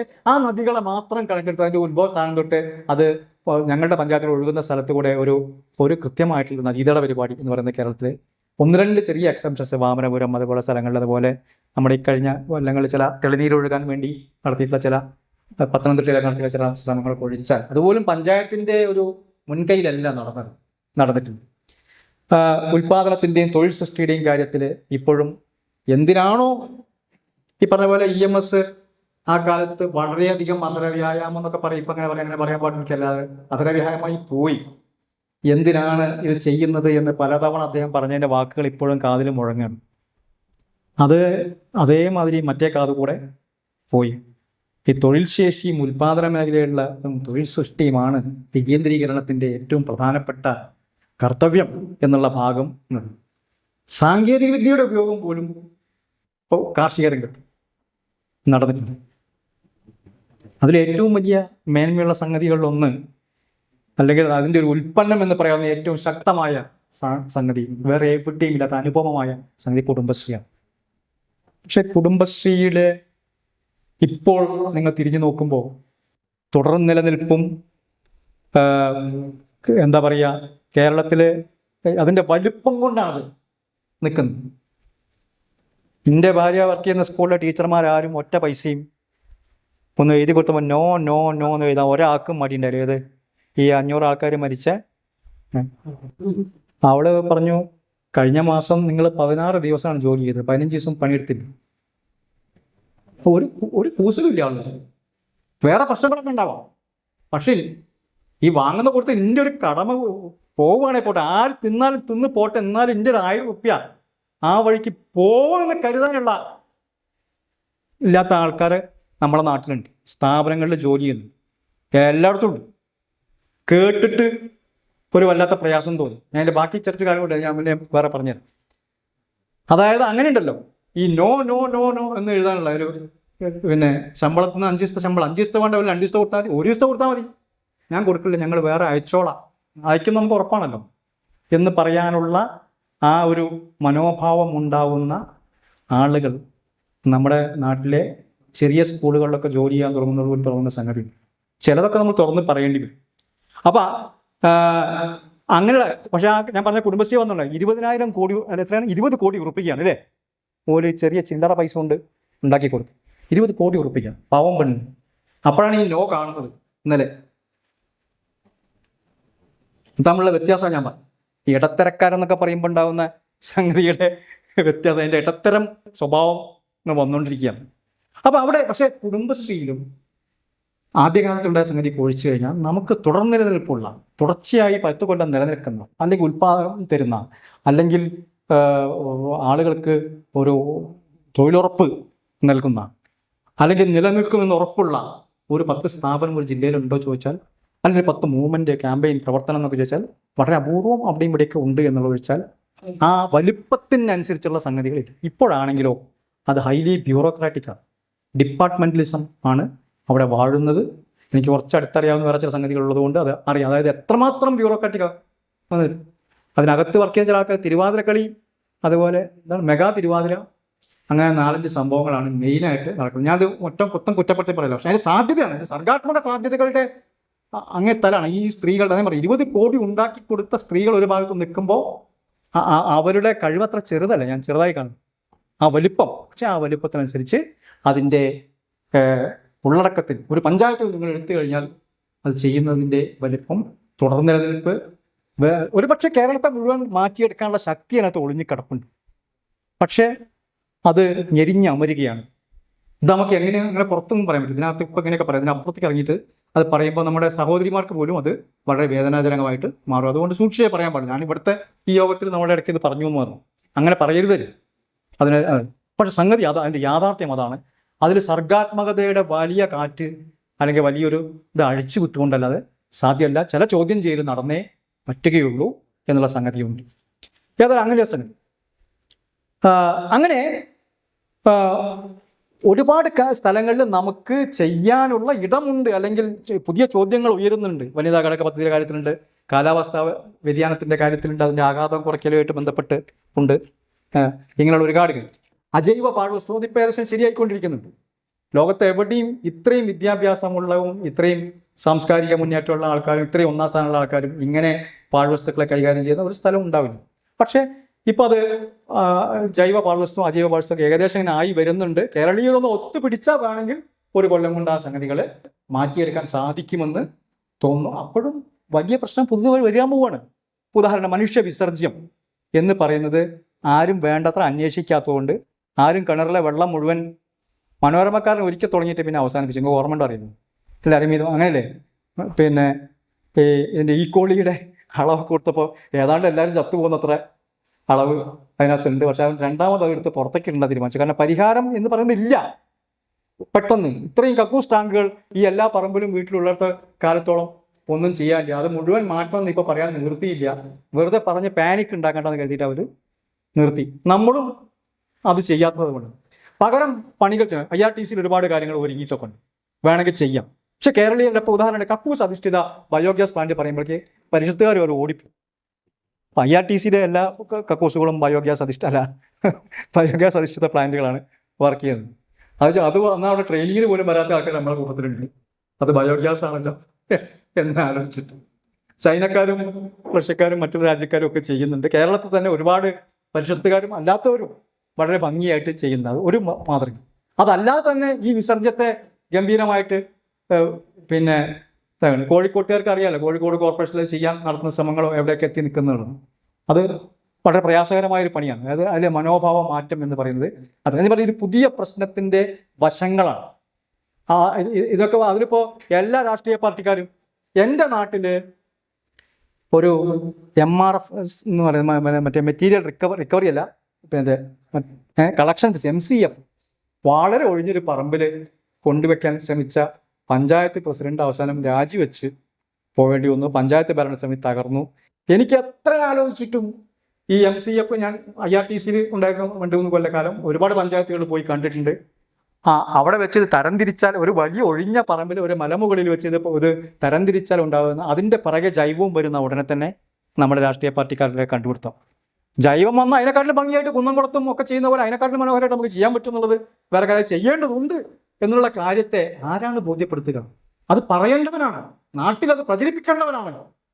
വലിയ കൊടിയും പിടിച്ച് മുമ്പിൽ നിൽക്കുന്നത് MCF എന്ന് പറയുന്നതിൽ ഏറ്റവും ശല്യം കുറഞ്ഞ ഏറ്റവും എന്താ പറയുക ചെറിയ സാധനമാണ് ഈ MCF മാലിന്യ സംസ്കരണ രംഗത്ത്. ഇപ്പോഴും മാറിയില്ല. ഒരു പഞ്ചായത്തിൽ ഇപ്പോഴും വരും. ഞങ്ങളുടെ പഞ്ചായത്ത് ഓഫീസിൻ്റെ ചുറ്റും അങ്ങനെ കൂട്ടിയിട്ടിരിക്കുകയാണ് ഈ ചാക്കുകളായിട്ട് പ്ലാസ്റ്റിക് മാലിന്യം. നാട്ടുകാർക്ക് അത്ര മതിയാവുമെന്ന് നമുക്ക് കരുതാം. അതിൻ്റെ ക്രൈസിസ് അതുണ്ടാക്കിയ ഒരു വലിയ രാഷ്ട്രീയ വെല്ലുവിളി എന്നൊക്കെ പറയുന്നത് അത്ര ചെറുതല്ല. അപ്പോൾ ഞാൻ പറഞ്ഞു വന്നത് അത് പാഴ്വസ്തു സംരക്ഷണം. പിന്നെ ഞാൻ പറയാം മനുഷ്യ വിസർജ്ജം, മെഡിക്കൽ വേസ്റ്റ് ഒന്നും ആർക്കും അറിയാത്തതുകൊണ്ടാണ്. എല്ലാ പുഴയിലും ഉണ്ട് മെഡിക്കൽ വേസ്റ്റ് ഇല്ലാത്ത പുഴ എല്ലാ സ്ഥലത്തും. ഇപ്പോൾ പഞ്ചനക്ഷത്ര ആസ്പത്രികൾ എല്ലാ സ്ഥലത്തും ഉണ്ട്. അവരുടെ വേസ്റ്റൊക്കെ ആകെ ഒറ്റ സെൻറ്ററേ ഉള്ളൂ കേരളത്തിൽ, ഇമേജ് എന്നുണ്ട് പാലക്കാട്. ബാക്കി അതെല്ലാം കൂടി പാലക്കാട് കത്തിക്കേണ്ടത് നിങ്ങൾ കരുതിയത് കുറേയൊക്കെ അവിടെയും കൂടെ കൊണ്ട് തിരുവനന്തപുരത്ത് ഒരു കാട്ടിൽ കൊണ്ട് കത്തിച്ചിരുന്നു കുറേ കാലം.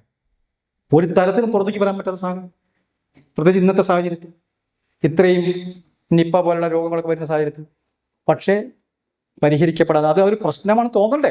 വേസ്റ്റ് മാനേജ്മെൻറ്റ് എന്ന് പറഞ്ഞാൽ നമ്മുടെ ഈ പ്ലാസ്റ്റിക് പെറുക്കുന്ന ആൾക്കാർ ഞാൻ പറയാം ഇങ്ങനത്തെയുള്ള ഒരുപാട് സംഗതി. കുടിയേറ്റ തൊഴിലാളികളുടെ പ്രശ്നമുണ്ട്, തൊഴിൽ ക്ഷമതയുടെ പ്രശ്നമുണ്ട്, സുസ്ഥിര വികസന ലക്ഷ്യങ്ങൾ നമ്മൾ ഈ പലതിലും ഒന്നാം സ്ഥാനത്താണെങ്കിൽ സുസ്ഥിര വികസന ലക്ഷ്യങ്ങളിലൊക്കെ നമ്മൾ പറയുക കേരളീയർ അത് ഓരോന്നും എടുത്ത് പരിശോധിച്ചാൽ മതി. വളരെ ഒന്ന് രണ്ടിടത്ത് മാത്രമേ അല്പം മുന്നുള്ളൂ. ബാക്കി എല്ലാ സംഗതിയിലും കേരളം മറ്റ് പല രാജ്യങ്ങളെക്കാട്ടിലും പറയലാണ്, ഇന്ത്യയിലെ പല സംസ്ഥാനങ്ങളെ പോലെ തന്നെയാണ്. അതുപോലെ ഉള്ള ഇങ്ങനെയുള്ള പ്രത്യേകിച്ച് ഇങ്ങനെ മാതൃകകൾ ഉണ്ടായിട്ടുള്ള മാതൃക പകർത്താനുള്ള പ്ലാറ്റ്ഫോമുകളില്ല. ഞാൻ പറഞ്ഞത് ഇങ്ങനെയുള്ള നമുക്ക് ഇടപെടാനുള്ള സാധ്യതകൾ അല്ലെങ്കിൽ ഇങ്ങനെ ഇതൊക്കെ വേണമെന്ന് തോന്നുന്ന ഒരുപാട് സംഗതികൾ ഒരു ഭാഗത്തുണ്ട് എന്നാണ് എനിക്ക് സൂചിപ്പിക്കാനുള്ളത്. ഇനി ഒറ്റ കാര്യം കൂടി പറഞ്ഞുകൊണ്ട് ഞാൻ അവസാനം, അങ്ങനെയാണെങ്കിൽ നമുക്ക് എന്ത് ചെയ്യാൻ പറ്റും? നമുക്ക് ഒരു ലക്ഷ്യം ഏകദേശം വേണം. അതിൻ്റെ ഭാഗമായിട്ടുള്ള ഒരു കർമ്മ പരിപാടി വേണം. ആ കർമ്മ പരിപാടി എല്ലാം കേരളത്തിലെ ഗവൺമെൻറ് അംഗീകരിക്കുമോ, നാട്ടുകാർ അംഗീകരിക്കുമോ, രാഷ്ട്രീയ പാർട്ടി അംഗീകരിക്കുമോ ഒക്കെ നമുക്ക് പിന്നെ ആലോചിക്കാം. പക്ഷെ ഞങ്ങൾക്ക് ഈ കഴിഞ്ഞ 25-30 കൊല്ലത്തെ അനുഭവത്തിൻ്റെ അടിസ്ഥാനത്തിൽ ഇങ്ങനെ ഒട്ടേറെ മേഖലകളിൽ അഭിപ്രായങ്ങളുണ്ട്, അത് ബദലായിട്ട് മുന്നോട്ട് വെക്കുന്നുണ്ട്. അതിനാവശ്യമായ ശക്തിയും സംവിധാനമൊക്കെ ഈ കേരളത്തിലെ രാഷ്ട്രീയ പാർട്ടികൾക്കും പഞ്ചായത്തുകൾക്കും ഉണ്ട്. അത് നിങ്ങൾ പ്രയോഗിക്കണം എന്ന് അവരോട് പറയേണ്ടതുണ്ട്. അങ്ങനെയാണെങ്കിൽ ഒരു ലക്ഷ്യമായിട്ട് നമ്മൾ പ്രഖ്യാപിക്കേണ്ടത് മണ്ണിൻ്റെ ഗുണത നിരന്തരമായി വർദ്ധിക്കുന്നു. ഇപ്പോഴത്തെ പുതിയൊരു വാക്കത്തിൽ കാർബൺ സ്വാംശീകരണ ശേഷി നിരന്തരമായിട്ട് വർദ്ധിക്കുന്നു. കൃഷിയുടെ ഉൽപാദനക്ഷമതയും ഉൽപാദനവും പരമാവധി ആക്കുന്നു. തൊഴിൽ ശേഷി പരമാവധി അല്ലെങ്കിൽ തൊഴിൽ ശേഷിയിൽ നിരന്തരമായിട്ട് പുതുക്കുന്ന അല്ലെങ്കിൽ തൊഴിൽ ശേഷി നിരന്തരമായിട്ട് പുതുക്കാൻ ആവശ്യമായിട്ടുള്ള പരിശീലനം നൽകുന്ന, രോഗാതുരത ഏറ്റവും കുറഞ്ഞ, ഗുണതയുള്ള വിദ്യാഭ്യാസം ലഭ്യമാക്കുന്ന, ലിംഗനീതി ഉറപ്പാക്കുന്ന, പുരോഗമന ആശയങ്ങളും സെക്യുലറിസവും ഉറപ്പുവരുത്തുന്ന അല്ലെങ്കിൽ അത് സംരക്ഷിക്കുന്ന ഒരു ജനാധിപത്യ അന്തരീക്ഷം ഉള്ള പഞ്ചായത്ത്. ഇത്രയും നമുക്ക് പറയാം. നമ്മുടെ മണ്ണിൻ്റെ ഗുണത നിരന്തരമായിട്ട് ഉയർത്താൻ കഴിയുന്നു, നിരന്തരമായിട്ട് കുറഞ്ഞുകൊണ്ടിരിക്കും. കാർബൺ സ്വാംശീകരണം സാധ്യമാക്കുന്ന അല്ലെങ്കിൽ ഉയർത്തുന്ന, ജനകീയാസനം പണ്ട് ലക്ഷ്യമിട്ട പോലെ കൃഷി എന്ന് പറഞ്ഞാൽ ചെറുകിടയും വൻകിടയും ഒക്കെ പെടും. ടെറസ് കൃഷി തൊട്ട് വളരെ വലിയ കൃഷി വരെയുള്ള കൃഷിയുടെ ഉൽപാദനക്ഷമതയും ഉൽപാദനവും രണ്ടും കൂടെ വർദ്ധിപ്പിക്കുന്നു. അതിൻ്റെ ഭാഗമായിട്ട് മറ്റെല്ലാ തരത്തിലുള്ള തൊഴിലിന് നിരന്തരമായിട്ട് തൊഴിൽ ശേഷി പുതുക്കാൻ കഴിയുന്ന അല്ലെങ്കിൽ തൊഴിൽ മികവ് വർദ്ധിപ്പിക്കാൻ കഴിയുന്നു. രോഗാതുരത ഏറ്റവും കുറവുള്ള, മികച്ച ഗുണതയുള്ള വിദ്യാഭ്യാസം ലഭ്യമാക്കുന്നു. അതുപോലെ ദുർബല വിഭാഗങ്ങൾക്ക് പരമാവധി സംരക്ഷണം ലഭിക്കുന്നു. ലിംഗനീതി ഉറപ്പാക്കുന്നു. നേരത്തെ പറഞ്ഞ മതേതര മൂല്യങ്ങളും അതുപോലെ പുരോഗമന ആശയങ്ങളും ഒക്കെ മുറുകെ പിടിക്കുന്ന അല്ലെങ്കിൽ അതിന് സംരക്ഷണം നൽകുന്ന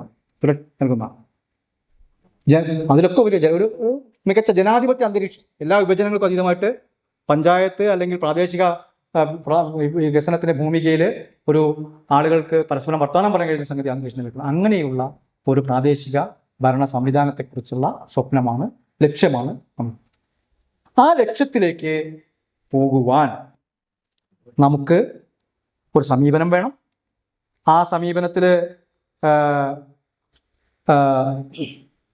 നമുക്ക് അതിനാണ് ഇപ്പോൾ ഇവിടെ TPK മാഷ് സമഗ്ര സമീപനം എന്ന് പറഞ്ഞിട്ടുള്ള ഒരു സംഗതി മുന്നോട്ട് വെച്ചുള്ള പ്രാദേശിക ഇടപെടലിൽ നമ്മൾ പറയുന്ന എന്താ പറയുക, ഗുണതയുള്ള പ്രാദേശിക വികസനം എന്ന് പറയുന്നത് അതിനെയാണ്. തുടർ നിലനിൽപ്പുള്ള പ്രാദേശിക വികസനം എന്ന് പറയുന്നത് അതിനെയാണ്. അപ്പോൾ ഈ സമഗ്ര സമീപനത്തിലേക്ക് പോകുമ്പോൾ വിദഗ്ധരുടെ കൂട്ടായ്മ വേണ്ടി വരും. അക്കാദമിക് സമൂഹത്തെ ഒന്നിച്ച് പിടിക്കേണ്ടി വരും. പ്രാദേശികമായിട്ട് നമ്മുടെ ചുറ്റുവട്ടത്തുള്ള സ്ഥാപനങ്ങളൊക്കെ എടുക്കേണ്ടി വരും. ഇതിൽ നമുക്ക് എന്താ ചെയ്യാൻ പറ്റും? ഇവിടെ ഇപ്പോൾ കോഴിക്കോട് ജില്ല, ഞാൻ അവസാനിപ്പിക്കാം. കോഴിക്കോട് ജില്ല 2 പഞ്ചായത്തുകൾ തീരുമാനിച്ചല്ലേ, വളയവും മണിയൂരും. 2 പഞ്ചായത്ത് തീരുമാനിച്ചാൽ നമുക്ക് എല്ലാ പഞ്ചായത്തിലും ചെയ്യാൻ പറ്റില്ല. അതുകൊണ്ട് ഇപ്പോൾ ഈ രണ്ട് പഞ്ചായത്തല്ല നമ്മൾ തീരുമാനിക്കേണ്ടത്. നമുക്ക് ഈ പറഞ്ഞ പോലെ കൃഷി, പ്രകൃതി വിഭവങ്ങൾ, കാലാവസ്ഥാ വ്യതിയാനം, ഊർജം, ആരോഗ്യം, വിദ്യാഭ്യാസം, ഈ ഉൾച്ചേർന്ന വികസനം എന്ന് പറയുന്നതാണ് എന്തൊക്കെയാണ്? സ്ത്രീകൾ, പിന്നെ കുട്ടികൾ, വയോജനങ്ങൾ, ദളിതർ, മത്സ്യത്തൊഴിലാളികൾ, പട്ടികവർഗക്കാർ, പിന്നെ എന്താ പറയുക, ദിവ്യാംഗർ, അതിൻ്റെ ഹിന്ദി ദിവ്യാംഗർ അല്ലേ, ഇങ്ങനെയൊക്കെയുള്ള എല്ലാ വിഭാഗങ്ങളും ഇത്തരത്തിൽ, അതായത് സമൂഹത്തിൻ്റെ പുറത്ത് നിൽക്കുന്ന, പൊതുധാരയിൽ നിന്ന് എപ്പോഴും പുറത്ത് നിൽക്കുന്ന ആളുകളെ കൂടി, അതാണ് അവരെ കൂടി ഉൾച്ചേരുക, അവരെ എല്ലാ തരത്തിലും ഉൾച്ചേർക്കുക എന്നുള്ളത് ഒരു വികസിത സമൂഹം എന്ന് പറയുന്ന നിലയ്ക്ക് അവരെ ഉൾച്ചേർക്കാനുള്ളത്. പക്ഷേ നമ്മുടെ വിദ്യാഭ്യാസത്തിൽ ഏറ്റവും ചർച്ച ചെയ്തുകൊണ്ടിരിക്കുന്ന പിന്നെ ഒരു വിഷയമാണത്. അതിൽ പല ആളുകളെയും ഉൾച്ചേർക്കാൻ കഴിയുന്നുണ്ട് എന്നുള്ളത് വളരെ. പക്ഷേ പ്രാദേശിക വികസന തലത്തിൽ ഇവരെയൊക്കെ ഉൾച്ചേർക്കാൻ കഴിയുന്ന തരത്തിലേക്ക് നമുക്ക് നമ്മുടെ വികസന പരിപാടികളെ മുന്നോട്ട് കൊണ്ടുപോകാൻ കഴിയണം. അപ്പോൾ ഈ എല്ലാ മേഖലയും ഈ എല്ലാ മേഖലകളും ഉൾപ്പെടുന്നതാണ് സമഗ്ര വികസനം എന്ന് പറയുന്നത്. സമഗ്ര വികസനം, പ്രകൃതി വിഭവ സംരക്ഷണം എന്ന് പറഞ്ഞാൽ അതിൽ പിന്നെ ഈ ജൈവ വൈവിധ്യം വരും, മണ്ണ് വരും, ജലം വരും. ജലത്തിൻ്റെ തന്നെ ജലലഭ്യത, ജലവിധാനം കൂട്ടലിൻ്റെ പ്രശ്നം വരുന്നുണ്ട്, ശുദ്ധജലം വർദ്ധിപ്പിക്കുന്നതിൻ്റെ കൂട്ടൽ വരുന്നുണ്ട്. വേറൊന്ന് കുറയ്ക്കണം, ജലത്തിൻ്റെ പാദമുദ്ര കുറയ്ക്കണം. ജലവിധാനം കൂട്ടണം, ശുദ്ധജല ലഭ്യത കൂട്ടണം. കാർബൺ പാദമുദ്ര എന്ന് പറയുന്ന ജലപാദമുദ്ര ഉണ്ട്. ഒരു യൂണിറ്റ് ഉൽപ്പന്നം ഉണ്ടാക്കാൻ വേണ്ടിയിട്ടുള്ള ജലത്തിൻ്റെ ഉപയോഗം പരമാവധി കുറയ്ക്കുകയും വേണം. അത്തരത്തിൽ ഒരു പഞ്ചായത്തിൽ ലക്ഷ്യമിടുന്ന രീതിയിലുള്ള പ്രവർത്തനങ്ങൾ, ജൈവവൈവിധ്യം, നമ്മുടെ സസ്യാവരണം, പ്രത്യേകിച്ച് കാലാവസ്ഥാ വ്യതിയാനത്തിൻ്റെ പശ്ചാത്തലത്തിൽ സസ്യാവരണത്തിൻ്റെ വർധനവ് തുടങ്ങിയിട്ടുള്ള കാര്യങ്ങൾ. അതിൻ്റെ ഭാഗമായിട്ട് തന്നെ ഡിസാസ്റ്റർ മാനേജ്മെൻറ്റ് പോലുള്ള കാര്യങ്ങൾ വരും. അവിടെ എപ്പോഴും ചർച്ച ചെയ്യുന്ന ഒരു കാര്യം എന്ന് വെച്ചാൽ മിറ്റിഗേഷനും അഡാപ്റ്റേഷനും എന്ന് പറയുന്ന രണ്ട് വാക്കുകൾ. അതായത് നിങ്ങൾക്ക് ദുരന്ത ലഘൂകരണം, ഇനി കാലാവസ്ഥാ വ്യതിയാനത്തിൻ്റെ ഭാഗമായിട്ടുള്ള ദുരന്തങ്ങൾ വരാതിരിക്കാൻ ഒരു നിവൃത്തിയില്ല എന്നെല്ലാവർക്കും അറിയാം. ദുരന്തം ഉണ്ടായിക്കഴിഞ്ഞു. അത് ഇനി നമ്മൾ കേരളത്തിലെ മുഴുവൻ പ്രാദേശിക ഗവൺമെൻറ്റുകളും കൂടി വിചാരിച്ചാൽ പോലും ദുരന്തത്തെ തടയാൻ യാതൊരു നിവൃത്തിയില്ല. അത് അന്താരാഷ്ട്ര തലത്തിൽ നടക്കുന്ന, അല്ലെങ്കിൽ പണ്ട് നടന്നു വന്ന പ്രവർത്തനങ്ങളുടെ ഫലമായിട്ട്, ചൂട് കൂടിയതിൻ്റെ ഫലമായിട്ടും മറ്റ് സമുദ്രജല പ്രവാഹങ്ങളുടെ ഫലമായിട്ടും മറ്റൊട്ടേറെ കാര്യങ്ങളുടെ ഫലമായിട്ടും ഒക്കെയുള്ള സംഗതിയാണ്. തടയാൻ നമ്മളെ കൊണ്ട് കൂട്ടിയാൽ കൂടില്ല. അത് വന്നുകൊണ്ടേയിരിക്കും. വന്നു കഴിഞ്ഞതുകൊണ്ടാണ് പ്രശ്നം. ഏത് കാലത്തും മഴ പെയ്യാം, എപ്പോഴും പൊട്ടി വീഴാം, മേഘസ്ഫോടനം ഉണ്ടാവാം, പിന്നെ കൊടുങ്കാറ്റുണ്ടാവാം, കേരളത്തിന് മുമ്പില്ലാത്ത ചുഴലിക്കാറ്റുകൾ ധാരാളം ഉണ്ടാവാം, മലയിടിച്ചിലുണ്ടാവാം. എല്ലാ ദിവസവും ഇതൊക്കെ കാണാം. കാണുമ്പോൾ ഒന്നിങ്ങനെ വരാൻ പോകുന്നു എന്നറിഞ്ഞുകൊണ്ട്, മേപ്പാടി തന്നെ നമുക്കറിയാലോ അല്ലേ, അത് വിലങ്ങാടും മേപ്പാടി നമ്മൾ വ്യത്യാസം ഉണ്ടായിട്ടുണ്ട്. മേപ്പാടിയിൽ തന്നെ മിനിറ്റുകൾക്കിടയിൽ വ്യത്യാസം ഉണ്ടായിട്ടുണ്ട്. മാറി താമസിക്കാൻ ഉള്ള ഇട കിട്ടിയവർ രക്ഷപ്പെട്ടു. അങ്ങനെ മാറി താമസിച്ച് ഓടിപ്പോകണമെന്നറിയാത്തവർക്ക് പറ്റിയില്ല. അത് തന്നെയാണ്. അങ്ങനെ ഓടിപ്പോവേണ്ട സ്ഥലങ്ങൾ ഏതാണ്, താമസിക്കാൻ പാടില്ലാത്ത സ്ഥലങ്ങൾ ഏതാണ്, തുടങ്ങിയതൊക്കെ തീരുമാനിക്കേണ്ട സമയമാണ്. അവിടെയാണ് മിറ്റിഗേഷൻ. നിങ്ങൾക്ക് ലഘൂകരിക്കാൻ കുറച്ച് കഴിവ് കുറവാണ്, പക്ഷേ നിങ്ങൾക്ക് അഡാപ്റ്റ് ചെയ്യാൻ, അതിന് അനുപൂരകമായി ജീവിക്കാൻ, അതിനെ പൊരുത്തപ്പെട്ട് കഴിയാൻ. അങ്ങനെ പൊരുത്തപ്പെടണമെങ്കിൽ വേറെ പല കാര്യങ്ങളിലും പൊരുത്തപ്പെടേണ്ടി വരും. അത് കേരളീയർക്ക് ഇതുവരെ മനസ്സിലായി. അത് തൽക്കാലം ടി വിയിൽ ഈ 30 ദിവസം ഇതിനെപ്പറ്റി പറഞ്ഞുകൊണ്ടൊന്നും സംഗതി തീരില്ല.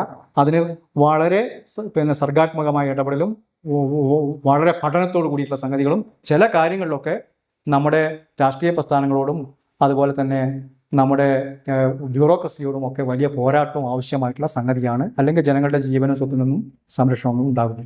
അപ്പോൾ അവിടെയൊക്കെ ചില വാശി പിടിക്കലൊക്കെ ചിലപ്പോൾ ആവശ്യമായിട്ട് വരും. അപ്പോൾ അങ്ങനെയുള്ള കാലാവസ്ഥാ വ്യതിയാനമുള്ള ഒറ്റ വാക്കിൽ ഇങ്ങനെ നമുക്ക് ഇത്തരത്തിലുള്ള ഒരുപാട് സംഗതികൾ ഉൾച്ചേർന്നിരിക്കുന്നുണ്ട്. ഇതൊക്കെ അറിയാവുന്ന, ഇതിനൊക്കെ സമഗ്രമായി കാണുന്നു, ഇതിനെല്ലാം ഒരു പ്രാദേശിക സമൂഹത്തിൻ്റെ ഇടയിൽ ചെയ്യാനുള്ള കുറേ കാര്യങ്ങളുണ്ട്, ചെയ്യാൻ കഴിയും.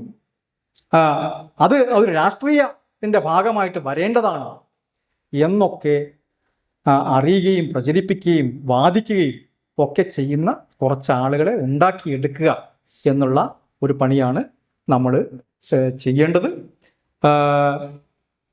അതിൽ പിന്നെ ഉദാഹരണത്തിന് കൃഷി, മൃഗസംരക്ഷണം, മത്സ്യബന്ധനം, പാഴ്വസ്തു സംരക്ഷണമൊക്കെ ആസ്പദമാക്കിയിട്ടുള്ള, അപ്പോൾ ആധുനിക കാലത്ത് ഇതൊക്കെ സംരംഭങ്ങളാണ്. അങ്ങനെ ഇതൊക്കെയായിട്ട് ബന്ധപ്പെട്ട ഒരു ശൃംഖല ആയിട്ടുള്ള സംരംഭങ്ങളെ പറ്റിയിട്ടുള്ള ആലോചനകളാവാം. അതുപോലെ ഞാൻ കൂടുതൽ ഒരുപാട് പറഞ്ഞു പോകേണ്ടതുകൊണ്ട് നിങ്ങൾ ഗ്രൂപ്പ് ചർച്ചയ്ക്ക് ഇരിക്കുമ്പോൾ അതെല്ലാം